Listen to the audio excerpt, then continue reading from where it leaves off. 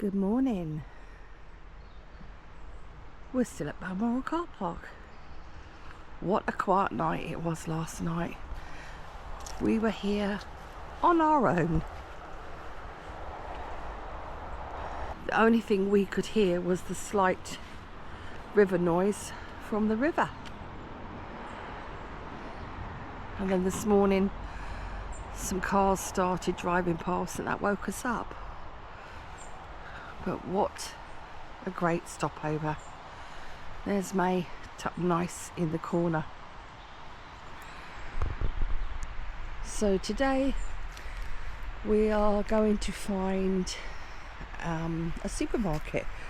Mr. D's run out of chocolate, so that's where we're heading. Pre-drive checks done and let's go. Right, before we go to the supermarket, we have a quick stop to make on the way. Last night we didn't do much filming as we had the dreaded knock on the door, and we thought it was someone telling us that we couldn't park at Balmoral. Mr. D went to investigate, and who was it, Mr. D? It was a policeman. And he was a very nice policeman, He wasn't he? And he came to chat to us, didn't he, about the Take our statements for the accident. noise. Yeah. So, but while we were chatting, what did you tell us He about? told us about this artisan bakery just down the road, and that is where we are now.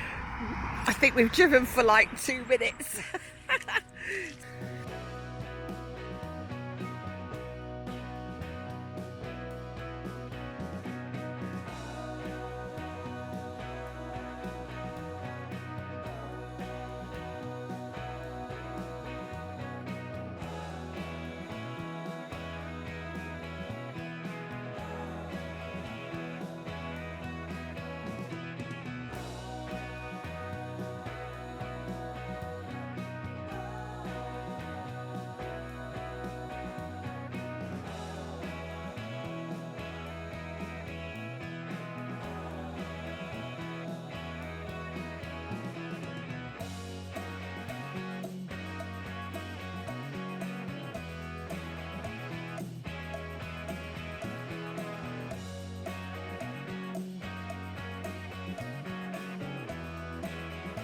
It's Mr. D's favourite record that's come on the radio. Unfortunately, because of copyright, we can't let you hear it. But Mr. D insists on singing. And He got the whole world in his hands. He got the whole world in his hands. there you go, guys.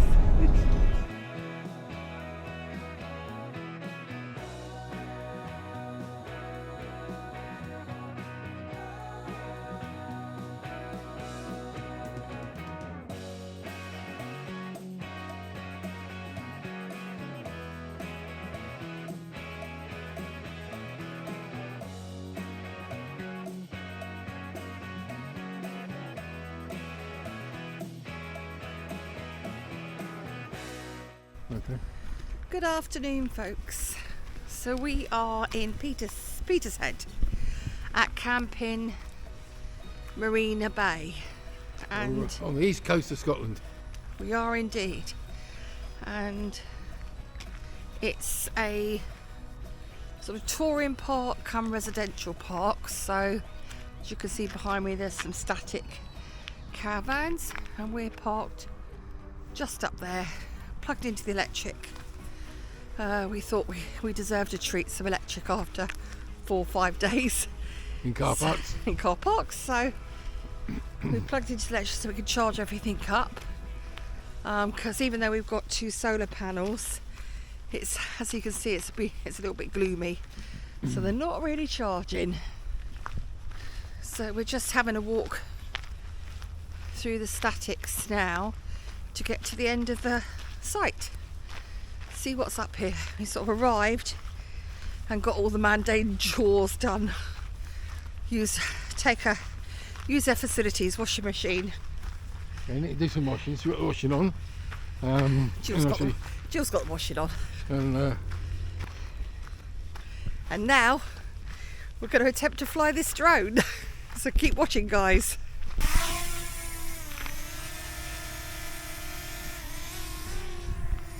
Right.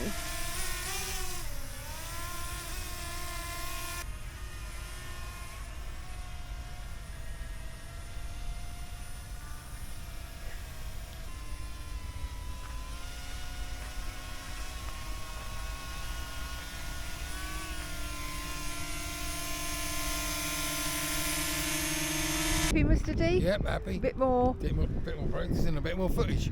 We're a bit more further this time. Yeah. Let's go check out that footage then Glad to see. and see.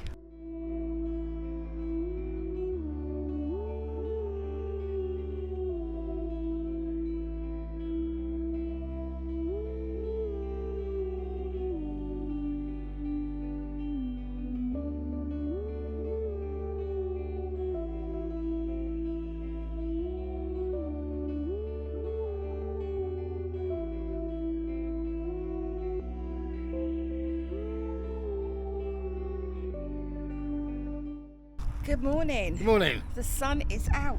It is lovely. It's lovely. Beautiful.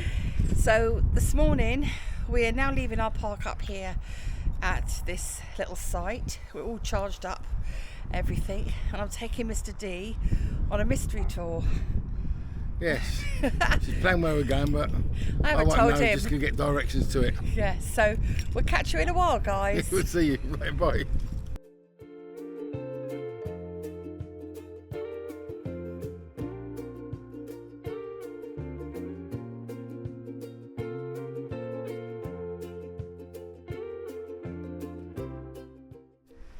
So guys, that was a short 3-minute drive, and Mr. D, I've brought you to Her Majesty's Prison, Peterhead.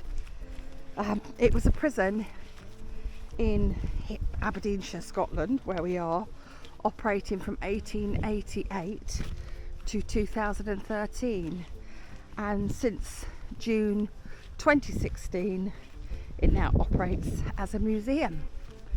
So Mr. D, I'm taking you to prison for the day. We're banged up. You're going to be bang you up. Well, you know how you like being banged behind bars. I thought I'd just treat you to this. Oh, So, wonderful. Mr. D is desperate to get in there. Look, look at that. Ready? Look at that door, Mr. D. Yeah. In you go.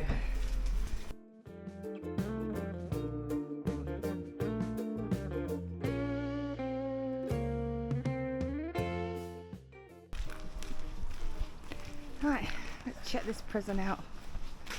Welcome Take to me on forward, Peterhead Prison Museum. Hello. Good morning. Bye. Bye. Bye. Bye. I'm off. So it was £10 admission, and we've got our headsets now. We're actually in the prison.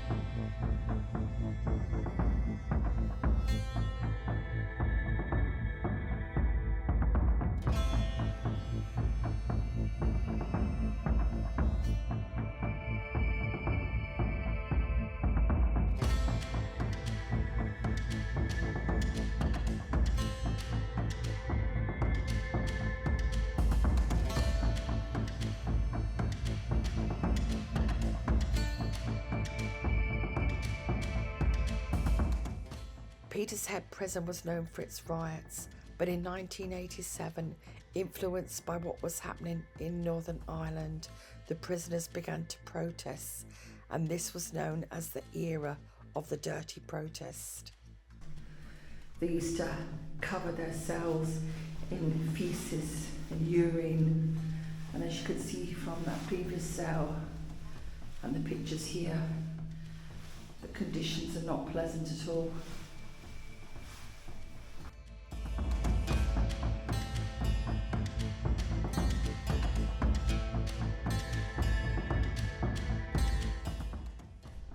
The prisoners were removed from their cells, and they were taken to the shower block, and then prison officers would don this protective clothing and go in and shower down the cells. But then when the prisoners came back, they would do the same thing over and over again. In 1987, this was the knife that started the riots. A prison officer had to wrestle the prisoner to the ground, and then the whole prison erupted, damaging, throwing things, destroying everything. One of the prison officers, Jackie Stewart, was stabbed 3 times during this, but he still carried on trying to protect himself and his fellow prison officers. The riots went on for days, and in the end, the yet Prime Minister then, Margaret Thatcher, ordered a rescue. The SAS, dressed like this, after several days, mounted the rescue and rescued Jackie. And it wasn't long before we was back on duty, where he always was until his retirement.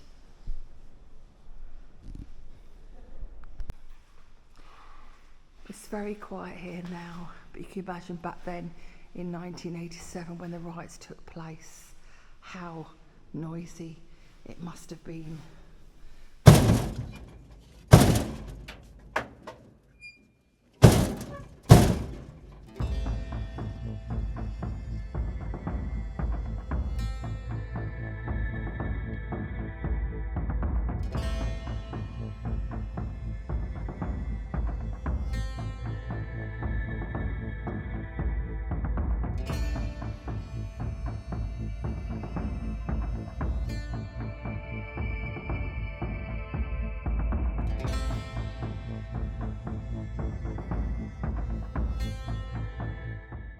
Photo, click. This was a severe punishment known as the tripod, and prisoners were tied to this and then whipped. Oh, painful.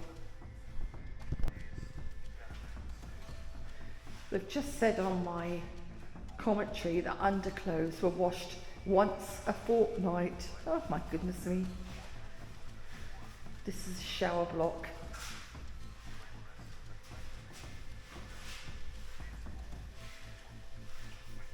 I bet there were cold showers as well.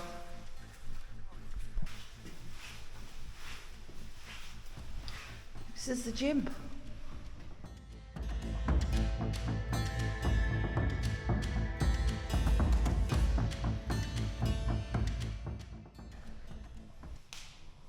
When the prisoners committed offences, they were brought before the governor to decide whether they were guilty or not guilty.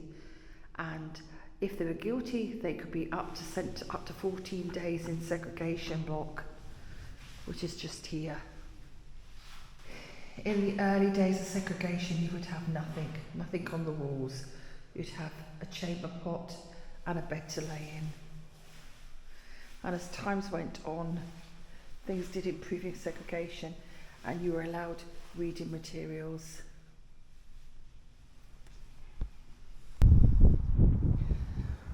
Oh, I got quite stuffy in there.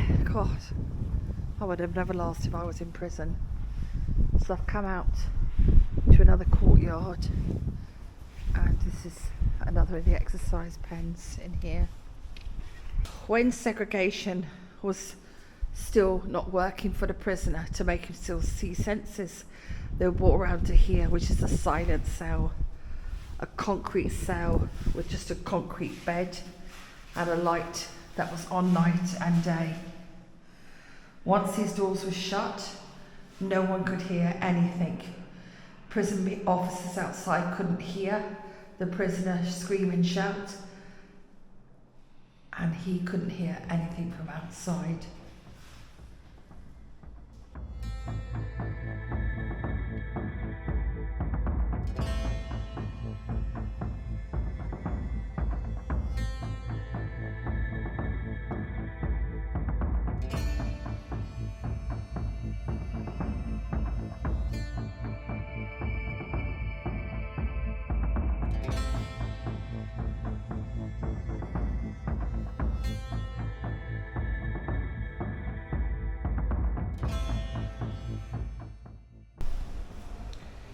Now through these doors is an area where only one prisoner was held prisoner here for 22 years.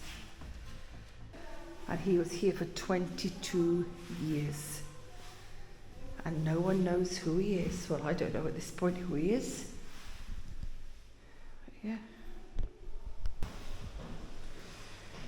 And right in the middle of the prison, we have a cafe, believe it or not. So we're going to go in and grab a coffee. So I found out that that wing, the prisoner was the triple axe murderer, Thomas McCulloch, and he was in solitary confinement for 22 years. And he was only allowed to interact with the prison officers.